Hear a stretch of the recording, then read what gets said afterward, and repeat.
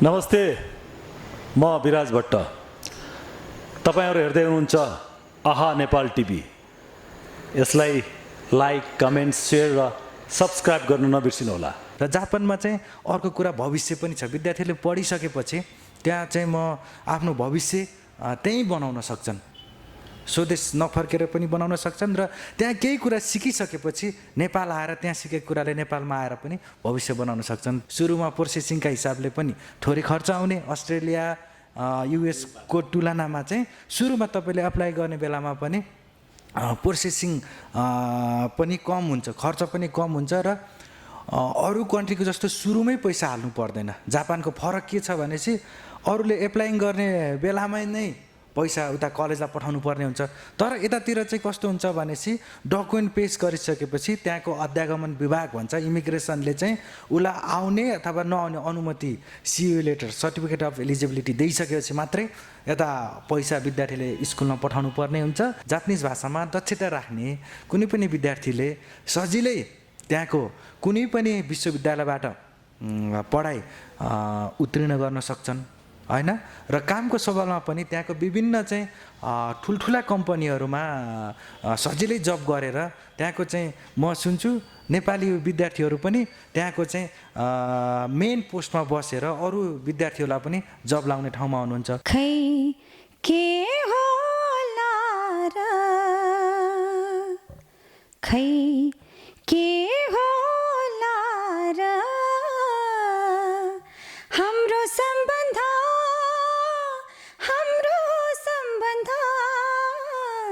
सारङ्गीको सार, सारङ्गीको सार, छुटे जस्तो प्यार, छुटे जस्तो प्यार।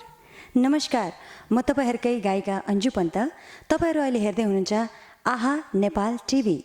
यस च्यानललाई like, comment, subscribe and share गर्न नभुल्नुहोला। Thank you very much. Passion foundation study in Japan. यदि तपाईँ जापान गएर अध्ययन गर्न चाहनुहुन्छ भने 100% ढुक्क हुनुहोस्। त्यो सपना प्यासन फाउन्डेसनले पूरा गर्नेछ। विगत 8 वर्षदेखि जापानको विभिन्न प्रमुख सहरहरू Tokyo, Chiba, Saitama, Sendai, Fukushima, Nagoya, Fukuoka, Hiroshima, Okinawa जस्ता सहरहरूमा नेपाली विद्यार्थीहरूलाई यस प्यासन फाउन्डेसनले पठाउँदै आएको छ। लगभग 1000 भन्दा बढी नेपाली विद्यार्थीहरू जापानका विभिन्न सहरहरूमा अध्ययन गर्दै आइरहेका छन्। भरपर्दो, विश्वासिलो र 100% जब ग्यारेन्टीको प्रबन्ध मिलाउने प्यासन फाउन्डेसन काठमाडौँको गोङ्गबु चोक र बाग बजारको श्रेष्ठ टेलरिङ सँगै रहेको छ। त्यसै गरी प्यासन फाउन्डेसनको ब्रान्च भुटोलमा पनि रहेको छ। Passion foundation study in Japan. अबको नेपाली विद्यार्थीहरूको लागि गन्तव्य स्थल जापान। प्यासन फाउन्डेसनका सिइओ पुष्पराज पहराई। सम्पर्क नम्बर 9841 632 655 9841 632 655। यो सुवर्ण अवसर नगुमाउनुहोला र साथीहरूलाई पनि खबर गर्नुहोला। Passion foundation study in Japan. आहा नेपाल टिभी। नमस्कार, म हुँ मिलन विष्ट र यो हो आहा नेपाल टिभी। आज हामी छौँ यतिखेर काठमाडौँको मुटु गङ्गबु चोकको प्यासन फाउन्डेसनमा छौँ। पछिल्लो समयमा नेपालबाट विदेश जाने, त्यो पनि विद्यार्थीको रूपमा, त्यसै माझबाट नेपालको one of the best consultancy passion फाउन्डेसनको नाम अग्रपङ्क्तिमा आउँछ। विगत 8 वर्षदेखि विद्यार्थीहरूलाई सेवा पुर्याउँदै आएको र एब्रोड स्टडीको नाममा चाहिँ जापान, स्टडी इन जापानमा चाहिँ धेरै विद्यार्थीहरू पठाएर आफ्नो नाम सबैभन्दा माथि ल्याउन सफल छ प्यासन फाउन्डेसन। आज प्यासन फाउन्डेसनका सिइओ पुष्पराज पहराई सरसँग आज हामी निकै रमाइलो कुराकानी गर्नेछौँ। त्यो पनि विद्यार्थीहरूको पछिल्लो अवस्था, विद्यार्थीहरूको पछिल्लो फ्लोइङ के कस्तो रहेको छ जापानमा, त्यसैको पेरिफेरीमा रहेर आज हामी धेरै ज्ञानवर्धक, रोचक र जानकारीमूलक कुराकानी गर्नेछौँ। यो भिडियो मन पर्यो भने बढीभन्दा बढी सेयर गर्नुहोला र आजसम्म हाम्रो च्यानललाई सब्स्क्राइब गर्नुभएको छैन भने सब्स्क्राइब गर्न नबिर्सनुहोला। यहाँलाई स्वागत छ।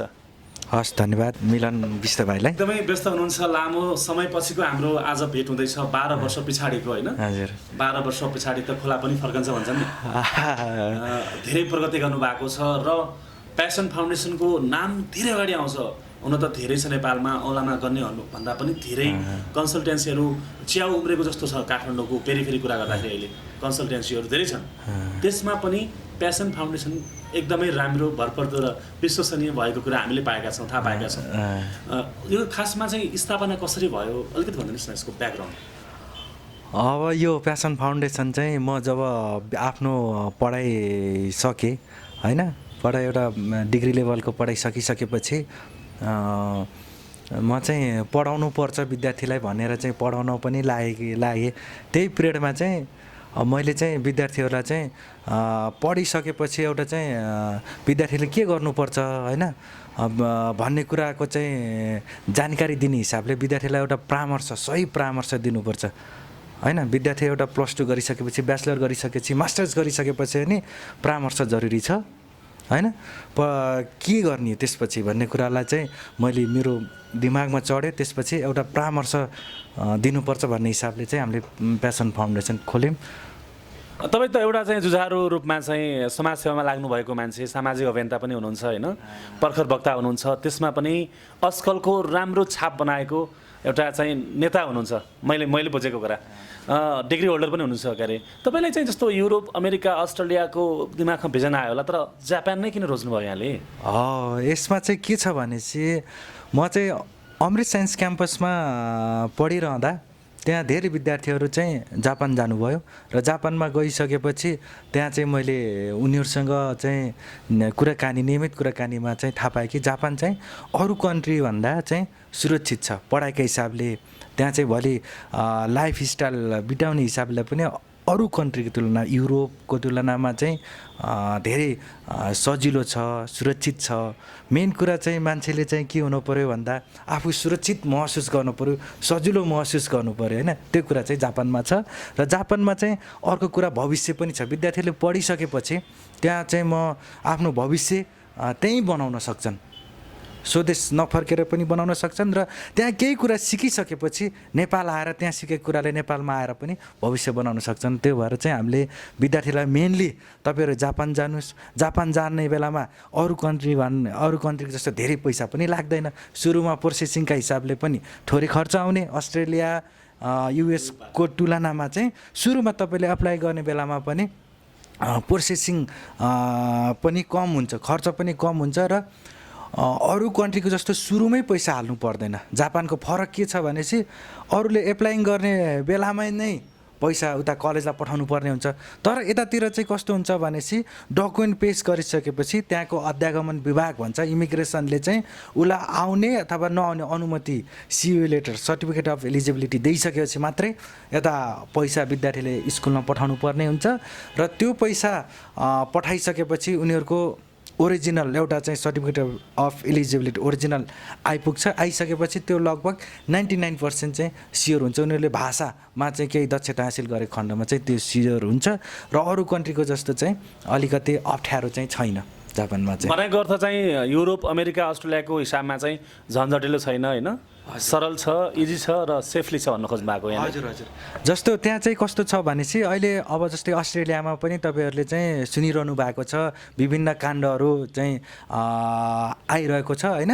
त्यसमा चाहिँ त्यहाँ चाहिँ अब पार्ट टाइमको जब अरू कन्ट्रीको तुलनामा जस्तै अस्ट्रेलिया होइन, युएसको तुलना गर्नुहुन्छ भने जापानमा चाहिँ स्कुलले पनि विद्यार्थीहरूलाई पार्ट टाइम जबको रूपमा चाहिँ एउटा चाहिँ बाटो गाइड गरेको चाहिँ अवस्था छ।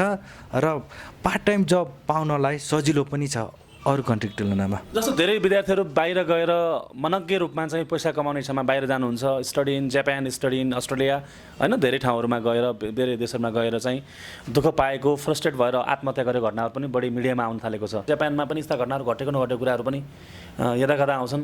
यसलाई कसरी यहाँले हेर्नु भएको छ खासमा? अहिले जापानमा त्यस्तो विद्यार्थीहरू त्यहाँ गएर फ्रस्ट्रेट हुनुपर्ने अवस्था चाहिँ छैन होइन। र पछिल्लो समयमा त्यस्तो आत्महत्याका कुराहरू पनि घटेका छैनन्। र त्यहाँ चाहिँ मेन कुरा चाहिँ के छ भनेपछि नेपाल र जापानको भाषिक एउटै भाषा, कुनै पनि देशमा नेपाली भाषा चाहिँ त्यहाँको विश्वमा चाहिँ बोलिँदैन होइन, इङ्ग्लिस जस्तो छैन। त्यो भएको कारणले गर्दा त्यहाँको भाषामा, जापानिज भाषामा दक्षता राख्ने कुनै पनि विद्यार्थीले सजिलै त्यहाँको कुनै पनि विश्वविद्यालयबाट पढाइ उत्तीर्ण गर्न सक्छन् होइन र कामको सवालमा पनि त्यहाँको विभिन्न चाहिँ ठुल्ठुला कम्पनीहरूमा सजिलै जब गरेर त्यहाँको चाहिँ म सुन्छु नेपाली विद्यार्थीहरू पनि त्यहाँको चाहिँ मेन पोस्टमा बसेर अरू विद्यार्थीहरूलाई पनि जब लाउने ठाउँमा हुनुहुन्छ। यसको लागि चाहिँ उनीहरू अलि नआत्तिकन धैर्यतापूर्वक आफ्नो एउटा चाहिँ एक लेभलको ज्ञान भाषिक ज्ञान र सिप सम्बन्धी ज्ञान लिइसकेपछि यस्तो खालको प्रब्लमहरू नेपाली विद्यार्थीलाई आउँदैन। भन्नु खोजेको कुरा चाहिँ अन्य समस्याहरू फ्रस्ट्रेट हुनुपर्ने अवस्थाहरू छैन अहिले छैन किन पनि छैन भनेपछि जापानले विश्वका विभिन्न मुलुक तपाईँले अस्ति न्युज पनि सुन्नुभयो होला विश्वका 11वटा मुलुकबाट चाहिँ कामदार खोजिरहेको छ। जापानमा काम गर्ने मान्छे छैनन् होइन त्यस कारणले त्यहाँका बुढाबुढीहरूलाई चाहिँ हेरचाह गर्ने मान्छे छैनन्। हेरचाह गर्नको लागि त्यहाँको कृषिमा चाहिँ योगदान गर्नको लागि त्यहाँका अरू कम्पनीहरू जस्तै अब एग्रिकल्चर भयो त्यो म्यानुफ्याक्चरका विभिन्न सेक्टरहरूमा चाहिँ त्यहाँ चाहिँ मान्छेहरू चाहिँ अहिले चाहिँ आवश्यक भएको कारणले गर्दा चाहिँ त्यहाँ चाहिँ यो काममा चाहिँ समस्या छ होइन जब नपाइने पढ्दा विद्यार्थीहरूले चाहिँ आफूलाई खाना लाउन बस्नलाई चाहिँ समस्या छ त्यो चाहिँ जापानमा छैन। विद्यार्थीहरू खुसी नै छन्। दर्शक महानुभावहरू तपाईँहरू हामीलाई कहाँबाट चियाउँदै हुनुहुन्छ नेपालभित्रबाट हामीलाई हेर्दै हुनुहुन्छ भने कुन जिल्लाबाट हामीलाई चियाइरहनु भएको छ नेपालभन्दा बाहिर विदेशबाट हामीलाई हेर्दै हुनुहुन्छ भने कुन देशबाट हामीलाई चियाउँदै हुनुहुन्छ। आज हामीसँग हुनुहुन्छ प्यासन फाउन्डेसनका सिइओ पुष्पराज पराई सर हुनुहुन्छ। उहाँले जापानमा स्टडी गर्न जाने जति पनि विद्यार्थीहरूको बारेमा पछिल्लो अवस्था पछिल्लो तथ्याङ्क के कस्तो छ कुन सहरमा हुनुहुन्छ र तिनीहरूले गर्ने काम के हो त्यो बारेमा बढीभन्दा बढी जानकारी दिँदै हुनुहुन्छ।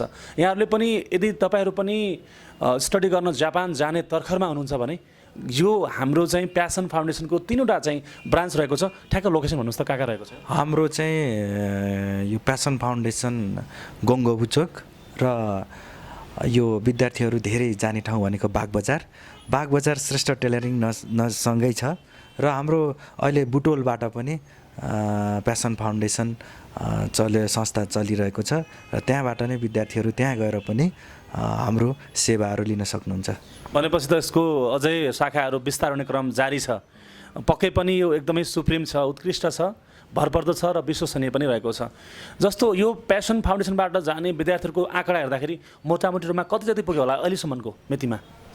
अब ठ्याक्कै हामीले चाहिँ पहिला चाहिँ यो डाटा अलि राखेका थिएनौँ र अब चाहिँ हामीलाई चाहिँ नेपाल सरकारले शिक्षा मन्त्रालयले के जिम्मेवारी दिएको छ भने कुनै पनि शैक्षिक संस्थाबाट विद्यार्थीहरू विदेशमा अध्यापनको लागि जान्छन् भने उनीहरूले त्यो यहाँबाट तत्कालीन अवस्थामा कुन कोर्स पढ्न कति वर्षको लागि जान्छन् र त्यसपछि विद्यार्थीहरूले गर्ने काम के हो त्यसपछि अपग्रेड युनिभर्सिटीमा कुन डिग्री हासिल गर्छन् कि अथवा पिएचडी हासिल गर्छन् कि अथवा उनीहरू त्यो डिग्री पिएचडी हासिल नगरिकन जबमा चाहिँ एउटा रूपान्तरण गर्छन् त्यो कुरा पनि अहिले डाटा राख्नु भन्ने एक खालको चाहिँ स्कुलिङ छ शिक्षा मन्त्रालय त्यो भएको कारणले गर्दा सबै कन्सल्टेन्सीले अहिले चाहिँ विद्यार्थीको डाटा राख्नुपर्छ र यो हिसाबले हेर्दा चाहिँ हाम्रो चाहिँ अब 100 भन्दा माथि र 1000 भन्दा मुनिको बिचमा चाहिँ हामी विद्यार्थीहरू यहाँबाट चाहिँ सेवा लिएर गइसक्नु भएको छ। भनेपछि धेरै नै हो सरी कुरा गर्दा मोटामोटी रूपमा चाहिँ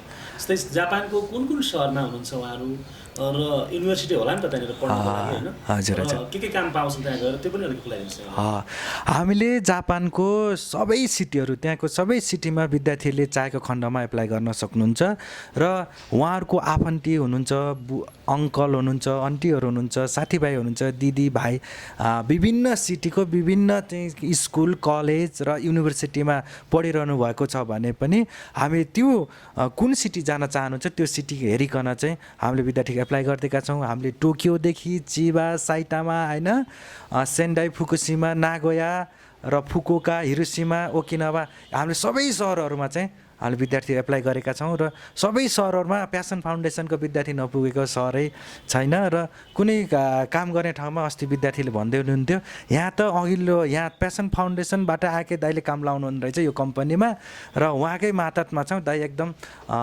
रमाइलो हुनुहुन्छ सजिलो हुनुहुन्छ गाइड गरिरहनु भएको छ दाइ खुसी लाग्यो भनेर अस्ति भर्खरै फुकुकामा चाहिँ त्यो विद्यार्थीले हाम्रो यहाँबाट गएको पुरानो विद्यार्थीले नयाँ विद्यार्थीलाई सहयोग गरेको कुरा उहाँ विद्यार्थीहरूले सुनाउँदै हुनुहुन्थ्यो एकदम खुसी लाग्छ मलाई चाहिँ विद्यार्थी भनाइको तात्पर्यता चाहिँ प्यासनबाट गएको विद्यार्थीहरू अलपत्र परेको अवस्था दुःख पाएको अवस्था छैनन् आजको मितिसम्म आइपुग्दाखेरि त्यस्तो छैनन् हामीले सुरुमै विद्यार्थीहरूलाई चाहिँ राम्रोसँग चाहिँ परामर्श गरेर धैर्यता राखेर त्यहाँ चाहिँ बस्नुपर्छ होइन तिमीहरू चाहिँ पढ्ने कुरामा आफ्नो रेस्पोन्सिबिलिटीलाई चाहिँ सम्झेर होइन त्यहाँ चाहिँ अनावश्यक गतिविधिहरूमा चाहिँ ध्यान दिने त्यस्तो कुराहरू चाहिँ नगर्ने हो भने चाहिँ विद्यार्थीहरू सही ट्र्याकमा आउँछन् र सही ठाउँमा नै रहिरहन्छन्। दर्शक महानुभावहरू हामी छौँ यतिखेर गङ्गबु चोकमा रहेको प्यासन फाउन्डेसनको जुन 5 तलामा रहेको छ एकदमै प्रभावकारी छ विश्वसनीय छ भरपर्दो पनि छ। लगभग 1000 को सङ्ख्यामा यो कन्सल्टेन्सीबाट जापानमा विद्यार्थीहरू अध्ययन गर्न जानुभएको छ। सबैबाट प्रतिक्रिया राम्रो आएको छ। उनीहरूले दुःख पाएको अवस्था छैनन् आजको मितिसम्म आइपुग्दाखेरि। यदि तपाईँहरू पनि जापान अध्ययन गर्न जाने तर्खरमा हुनुहुन्छ भने एकपटक गङ्गबु चोकमा रहेको प्यासन फाउन्डेसन त्यसै गरी बागबजारको श्रेष्ठ ट्रेडिङमा रहेको प्यासन फाउन्डेसन र अर्को ब्रान्च रहेको छ बुचेवलमा चाहिँ त्यहाँ नजिकै गएर मजाले बुझेर जापान अध्ययन गर्न एकदमै निर्धक्कसँग जान सक्नुहुनेछ यहाँले। अब अलिकति थोरै हामी कति लाग्छ त लगानी कति खर्च गर्नुपर्छ आफूले जापान पढ्न जानको लागि त्यो बारेमा हामी आज हाम्रो चाहिँ प्यासन फाउन्डेसनका सिइओ पुष्पराज पराई सरसँग कुराकानी गर्छौँ। कति जति लाग्छ खर्च जस्तो जापान स्टडी गर्न जानु पर्यो? यो चाहिँ के छ भनेपछि विद्यार्थीहरूको आफ्नो क्षमता जस्तै उनीहरूको चाहिँ एकाडेमिक रूपमा उनीहरू चाहिँ कुन ग्रेडमा छन् होइन जिपिए कुन छन् फर्स्ट डिभिजन छन् कि सेकेन्ड डिभिजन छन् र उनीहरूले अहिले तत्काललाई चाहिँ उनीहरूले भाषा जापान जानुभन्दा अगाडि उनीहरूको भाषाको लेभल के छ जस्तै नेट N5 छ N4 छ यसका आधारमा र उनीहरूले त्यहाँ गर्ने आफ्नो पर्फर्मेन्सको आधारमा चाहिँ विद्यार्थीहरूले विभिन्न स्कलरसिप पनि पाइरहेका हुन्छन्। र सुरुमा चाहिँ के छ भनेपछि कसैले चाहिँ राम्रो भाषाको लेभल राम्रो छ र एकाडेमिक रूपमा नै राम्रो हुनुहुन्छ भने उहाँहरूले सुरुमै स्कलरसिप पाउने सम्भावना हुन्छ।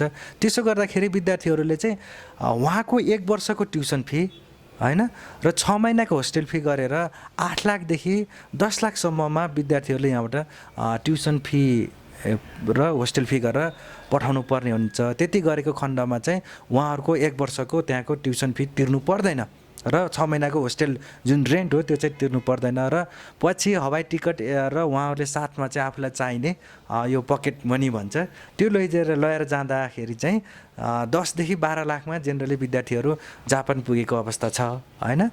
त्यही 10-12 लाखमा चाहिँ जान सक्ने अवस्था छ। त्यसमा 1 वर्षको फी पनि आउँछ 6 महिनाको होस्टेल फी पनि हजुर जान्छ हजुर।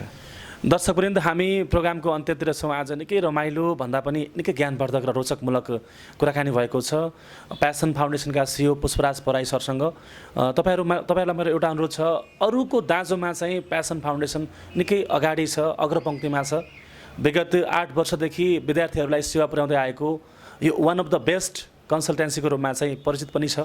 यदि तपाईँहरूको दाजु बहिनी या कोही आफन्तजन जापान अध्ययन गर्ने तर्खरमा हुनुहुन्छ कोही जाने तर्खरमा हुनुहुन्छ भने तपाईँहरूले चाहिँ प्यासन फाउन्डेसनको हामी तपाईँलाई चाहिँ एड्रेस दिनेछौँ नम्बर पनि दिनेछौँ मोबाइल नम्बर यहाँहरूले हेर्न सक्नुहुनेछ फोन गर्न सक्नुहुनेछ र अझ थप जानकारी लिन सक्नुहुनेछ। जस्तो अरू कन्सल्टेन्सीको दाँजोमा यो किन फरक र राम्रो मानिन्छ यति कुरा गरिदिनुहोस् अन्त्यमा चाहिँ। हामी चाहिँ विद्यार्थीलाई जे हो त्यो कुरा फ्याक्ट कुरा पहिल्यै बुझाउँछौँ। अरूले जस्तो विद्यार्थीलाई एक्स्ट्रा कुरा भन्दा पनि एक्स्ट्रा भ्रममा राख्ने कुरा भन्दा नि हामीले त्यहाँको सत्य तथ्य वस्तु स्थिति के हो त्यही बुझेर त्यही बुझाइदिन्छौँ। त्यो बुझिसकेपछि विद्यार्थी आफै बुझ्नुहुन्छ र त्यही कुरा हाम्रो जुन सेवा नै मन पराएर होइन उहाँहरूले चाहिँ हामीलाई विश्वास गरेर उहाँले भाइ पठाइदिनुहुन्छ होइन एकजना दिदी पठाउनुहुन्छ साथी पठाउनुहुन्छ यो नै हाम्रो चाहिँ विश्वास गर्ने प्रमुख आधार हो। अरूभन्दा फरक छ जस अरूभन्दा फरक त्यो अर्थमा छ कि तपाईँहरूले विश्वास दिलाउन सक्नुहुन्छ त्यो जाल साँची गर्नु हुँदैन यहाँ गर्ने जापान गएपछि अर्को समस्या हो त्यस्तो छैन त्यो कहिले पनि छैन। हामीले पारदर्शी फेयर रूपमा चाहिँ विद्यार्थीहरू हो त्यही कुरा बुझेको भएर चाहिँ विद्यार्थीहरूले यहाँ मन पराइरहनु भएको छ अहिलेसम्म। हामीले अरू कसैले गर्न सक्छन् नि होइन अब चाहिँ होस्टेल फी चाहिँ तिर्नु पर्दैन भाइ भन्न सक्छन् होइन, होस्टेल फी फरक तरिकाले तिराइरहेको हुन सक्छन्, त्यो होइन, उहाँ स्कुलकै एकाउन्टमा होइन, स्कुलको त्यहाँको यो होस्टेल भएको स्कुलकै एकाउन्टमा चाहिँ हामीले पठाइदिएर अथवा त्यो चाहिँ कुनै स्टुडेन्टको चाहिँ अब चाहिँ तत्काल पठाउन नसक्ने अवस्थामा चाहिँ साथमा लैजाने व्यवस्थासम्म हामी चाहिँ कुराकानी गरेर मिलाएको अवस्था छ। त्यही भएर चाहिँ हामीलाई चाहिँ विद्यार्थीहरूले विश्वास गरिरहेका छन्। पक्कै पनि दर्शक महानुभावहरू, पुष्पराज पराई सरले भने जस्तै कुनै विद्यार्थीलाई अप्ठ्यारो पर्यो भने जापानमा उहाँले चाहिँ हेल्प पनि गर्नुहुन्छ, सहयोगी हुनुहुन्छ, मृदुभाषी हुनुहुन्छ र के कुरा पनि मनमा राख्नुहुन्न, जे कुरा हो पारदर्शी ढङ्गले चाहिँ तपाईँहरूमा पेस गर्नुहुन्छ। अब पक्कै पनि आजबाट उहाँलाई अझ बढी फोन आउनेछ, तपाईँहरूले फोन गर्नुहुनेछ र 1000बाट 2000को सङ्ख्यामा बढ्नेछ, जापान जाने विद्यार्थीको सङ्ख्यामा अझ थप हुनेछ, किनकि काठमाडौँमा पछिल्लो समयमा जापान जाने विद्यार्थीहरूको लागि कन्सल्टेन्सीहरू च्याउ उम्रेको जस्तै वारवार्तै उम्रेको छ।